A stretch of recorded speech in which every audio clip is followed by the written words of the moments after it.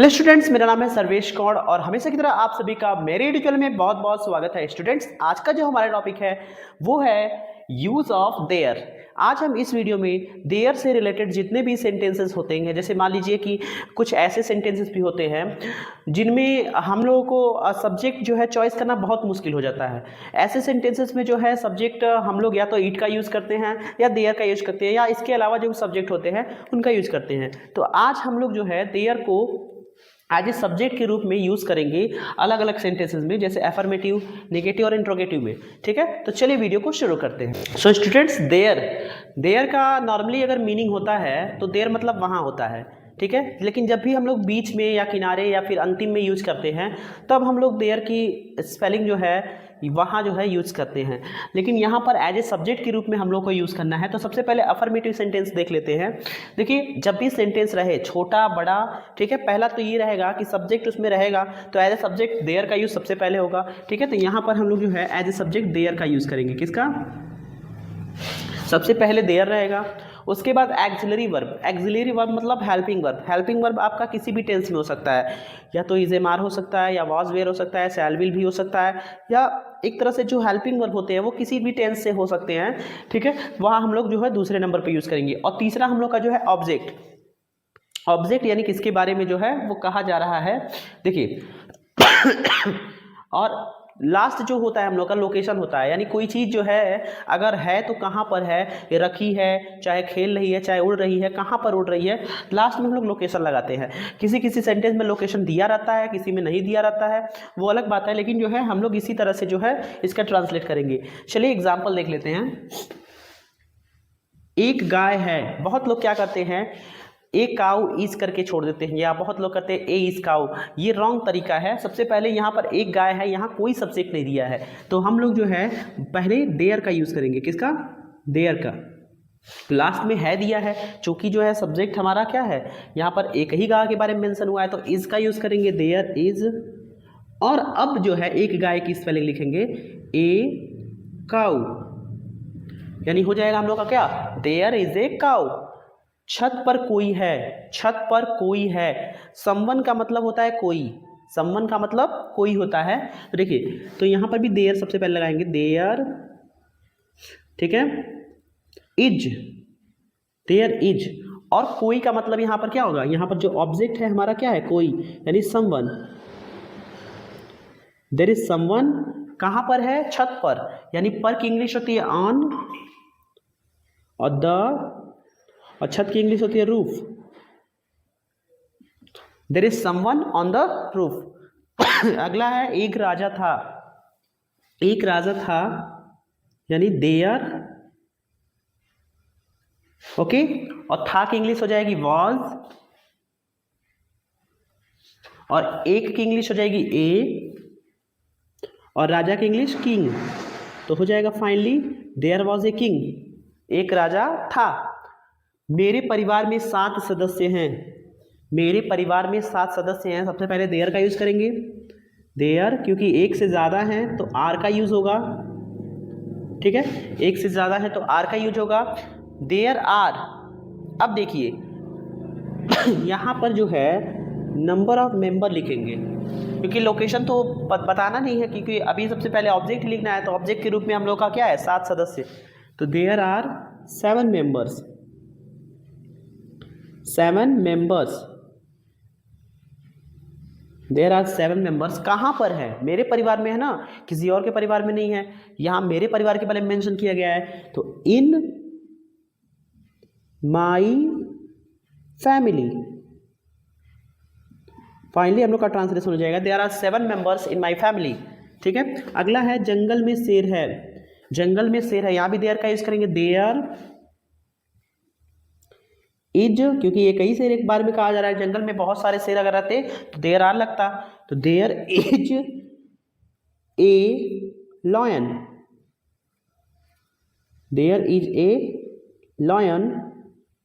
कहाँ पर है, लोकेशन लास्ट में क्या है, लोकेशन जो है इन द फॉरेस्ट। छठवां है बाजार में बहुत सी दुकानें हैं, तो यहाँ भी बहुत सारा आया है, यानी देयर के बाद जो है हम लोग किसका यूज़ करेंगे, इज के अलावा जो है आर का यूज़ करेंगे, इसके मतलब इज को नहीं यूज़ करेंगे, आर यहाँ पर यूज़ करेंगे, क्योंकि बहुत सारी दुकानों के बारे में। तो देयर आर बहुत सी के लिए मेनी, और दुकानों के लिए shops, there are many shops. Is a मार का यूज जो है हम लोग ऑब्जेक्ट अकॉर्डिंग करेंगे। देखो देयर आर मेनी शॉप्स, ठीक है, कहाँ पर है, बाजार में, यानी in the market. There are many shops in the market. अगला है गली में लोग थे, ठीक है, तो यहाँ पर देयर का यूज़ करेंगे। और लोग की बात चर्चा करें, यानी एक से ज़्यादा लोग हैं, और था भी लगा है, था थी थे के लिए जो है वाज का यूज़, था के लिए था और थी के लिए वाज का यूज़ करते हैं, और थे के लिए वर का यूज़ करते हैं। देखिए देयर वर, लोग का मतलब हो जाएगा पीपल, देयर वर पीपल, कहाँ पर थे, गली में, यानी in the street, in the street.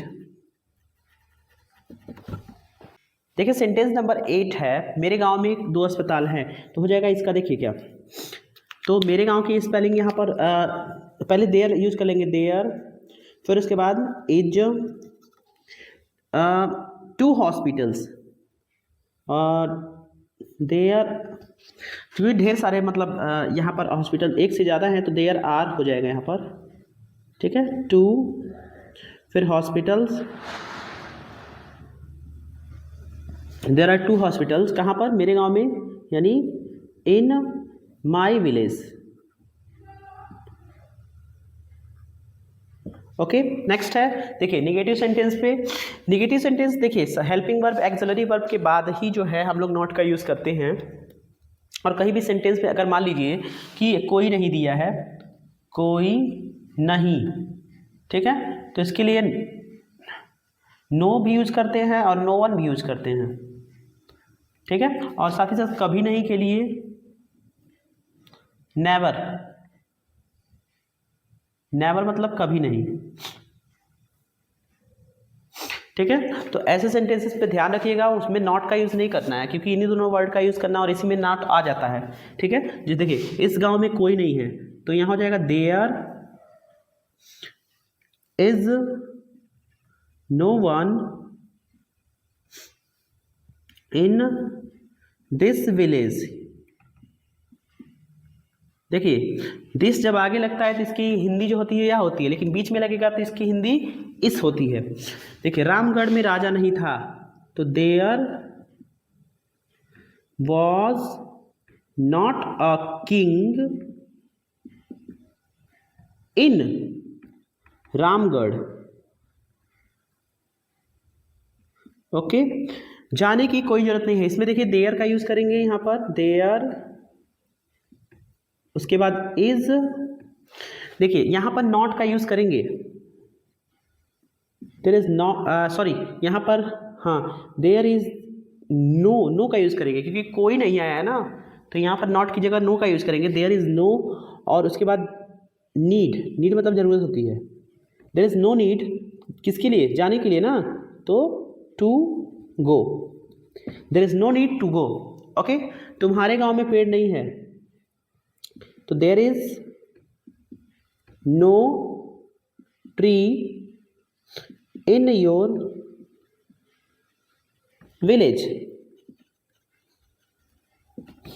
यहां काली गाय नहीं है, देखिए यहां काली गाय नहीं है, इसको कैसे करेंगे, देखिए there is not a black cow, और देखिए यहां आया है ना तो ये लास्ट में होगा here, there is not a black cow here, बूढ़ा व्यक्ति वहां नहीं है, तो यहाँ हो जाएगा देयर, उसके बाद इज, फिर उसके बाद नॉट एन, क्योंकि एक ही बूढ़ा व्यक्ति कहा है, तो एन ओल्ड, ओ वॉवेल है इसलिए एन का यूज किया गया है, there is not an old old man, और वहां की English there, there is not an old man there, कमरे में पंखा नहीं है, देखिए इसका हो जाएगा there is not a fan in the room, there is not a fan in the room. ठीक है, तो यहाँ इस तरीके से निगेटिव सेंटेंस हम लोग का खत्म हुआ। अब देखिए इंट्रोगेटिव सेंटेंस में, इंट्रोगेटिव सेंटेंस में दो होते हैं, एस नो टाइप होता है और एक दूसरा क्वेश्चन वर्ड होता है। पहले देखिए एस नो टाइप, क्या कमरे में बिल्ली है, तो यहाँ एक्सिलरी वर्ब पहले होगा, तो है किस कमरे में बिल्ली, एक ही बिल्ली की चर्चा हो रही है, तो इज होगा यहाँ पर, is there a cat in the room. Okay, last में क्वेश्चन मार्क। अगला है क्या महल में सेना है, तो is there army in the palace. Third वाला है क्या घड़े में पानी था, तो ये इसका हो जाएगा is there water, is there water हो जाएगा। और कहाँ पानी, घड़े में, यानी इन द पिक्चर, PITCHER। कमरे में कितने दरवाजे हैं, कमरे में कितने दरवाजे हैं, तो इसका हो जाएगा हाउ मेनी, कितने दरवाजे के लिए हाउ मेनी यूज होगा, हाउ मेनी। इसको हम लोग गिन सकते हैं, देखिए जिसको गिन सकते हैं हम लोग, जिसको गिन सकते हैं उसके लिए हाउ मेनी, और जिसको गिन नहीं सकते हैं, मेजर कर सकते हैं, उसको हाउ मच। ठीक है, जैसे मान लीजिए नंबर जब आएगा तो हाउ मेनी लगाना है, और जब भी क्वांटिटी बताया रहेगा, ठीक है, तो हाउ मच का यूज करना है। सॉरी, क्वांटिटी नहीं बताया, जब भी जो है उसका वेट बताया रहेगा या फिर इस तरह बताया जाएगा जिसको हम लोग गिन नहीं सकते हैं। ठीक है, इस तरीके से देखिए कमरे में कितने दरवाजे हैं, how many doors, DOORS, how many doors. ठीक है, इसके बाद ये डोर जो दिया है उसमें एस लगा है, यानी आर लगेगा यहाँ पर हम लोग, how many doors are there. उसके बाद इन द रूम, ग्लास में कितना पानी है, इसका हो जाएगा हाउ मच। उसके बाद वाटर, क्योंकि कितना पानी की इंग्लिश हाउ मच वाटर। ठीक है, is there in the glass. Next है टोकरी में कितने फल हैं, कितने फल, यानी how many fruits,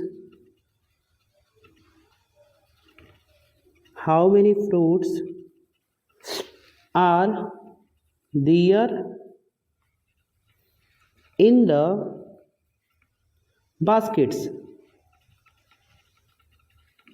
how many fruits are there in the basket. ठीक है, ये हम लोग का जो है इंट्रोगेटिव सेंटेंस भी समाप्त हुआ।